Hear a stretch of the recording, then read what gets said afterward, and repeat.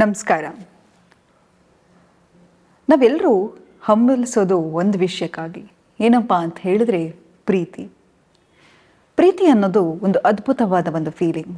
ಯಾವ ಮನುಷ್ಯನಿಗೆ ಪ್ರೀತಿ ಬೇಡ ಹೇಳಿ? Human is a social animal ಅಂತ ಹೇಳ್ತಾರೆ.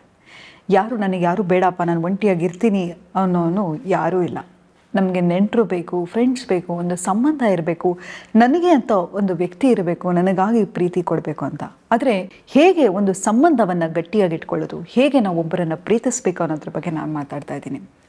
ಪ್ರೀತಿ ಅನ್ನೋದು ಶುರುಗೆ ಹೇಳಿದೆ ಅದ್ಭುತವಾದ ಫೀಲಿಂಗ್ ಅಂತ.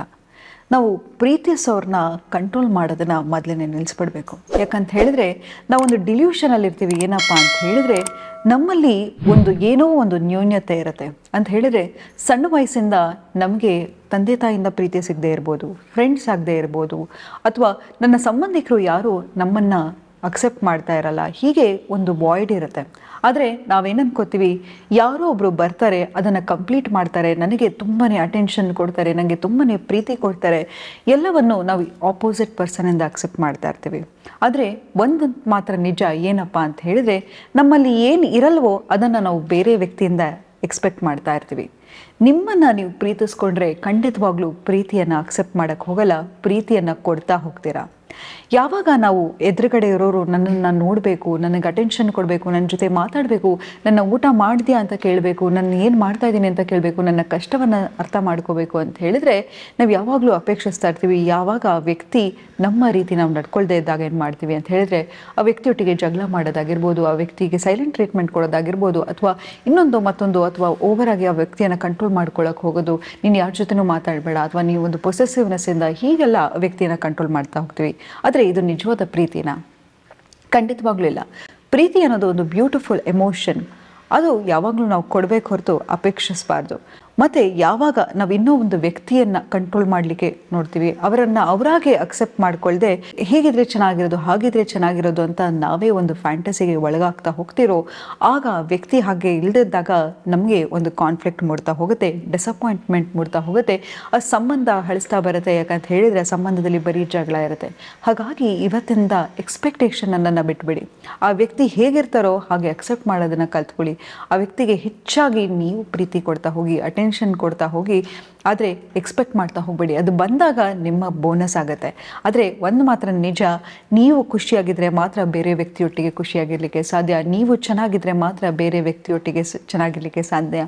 ಅದಕ್ಕೆ ನಾನು ಯಾವಾಗಲೂ ಹೇಳ್ತಾ ಇರ್ತೀನಿ, ನಿಮ್ಮ ಜೊತೆ ಇರ್ತಕ್ಕಂತಹ ಒಂದು ರಿಲೇಷನ್ಶಿಪ್ ಇದೆಯಲ್ಲ, ಅದನ್ನು ತುಂಬಾ ಸ್ಟ್ರಾಂಗ್ ಆಗಿ ಇಟ್ಕೊಳ್ಳಿ. ಯಾವಾಗ ನಿಮ್ಮೊಟ್ಟಿಗೆ ನಿಮಗೆ ಒಳ್ಳೆ ರಿಲೇಷನ್ಶಿಪ್ ಇರಲ್ವೋ, ಖಂಡಿತವಾಗ್ಲೂ ನಾವು ಯಾವುದೇ ಒಂದು ಸಂಬಂಧಕ್ಕೆ ಇಳಿದ್ರೆ ಆ ವ್ಯಕ್ತಿಯನ್ನು ನಾವು ಬದಲಾಯಿಸ್ತಾ ಹೋಗ್ಬೋದು, ಆದರೆ ಪ್ಯಾಟ್ರನ್ ಸೇಮ್ ಆಗಿರುತ್ತೆ.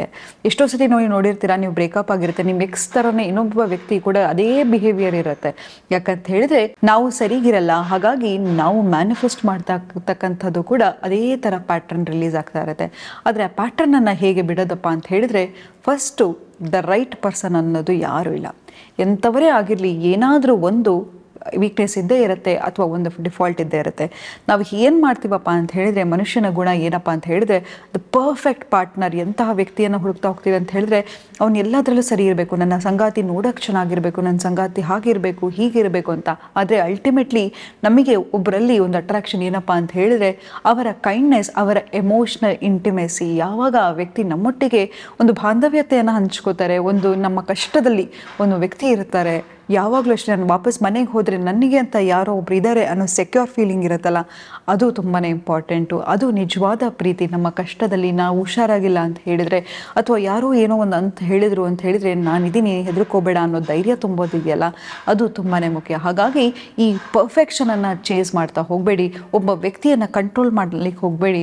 ಇದು ಯಾವುದೂ ಪ್ರೀತಿಯಲ್ಲ. ಪ್ರೀತಿ ಅಂತ ಹೇಳಿದರೆ ಅವರನ್ನು ಬಿಟ್ಟು ಅವರು ಇಷ್ಟಪಟ್ಟದನ್ನು ನಾವು ಇಷ್ಟಪಡೋದು. ನೋಡಿ, ನಮ್ಮ ತಾಯಿ ನಮ್ಮನ್ನು ಎಷ್ಟು ಪ್ರೀತಿಸ್ತಾರೆ ಅಂತ ಹೇಳಿದರೆ, ನಾವು ಏನನ್ನ ಇಷ್ಟಪಟ್ಟರು ಆ ತಾಯಿ ಅದನ್ನು ಇಷ್ಟಪಡ್ತಾ ಇರ್ತಾಳೆ. ಅದು ನಿಜವಾದ ಪ್ರೀತಿ. ಹಾಗಾಗಿ ಯಾವತ್ತೂ ತಿಳ್ಕೊಳ್ಳಿ, ಪ್ರೀತಿ ಕಂಟ್ರೋಲ್ ಅಲ್ಲ. ಪ್ರೀತಿಯಲ್ಲಿ ಎಕ್ಸ್ಪೆಕ್ಟೇಷನ್ ಇರಲ್ಲ. ಪ್ರೀತಿ ಅನ್ನೋದು ಕೊಡಬೇಕು, ಅದು ನಮಗೆ 100 ಫೋಲ್ಡಲ್ಲಿ ಬರುತ್ತೆ ಅಂತ ಹೇಳ್ತಾ ಇವತ್ತಿನ ಸಂಚಿಕೆಯನ್ನು ನಾನು ಮುಕ್ತಾಯಗೊಳಿಸಿದ್ದೀನಿ. ಧನ್ಯವಾದಗಳು.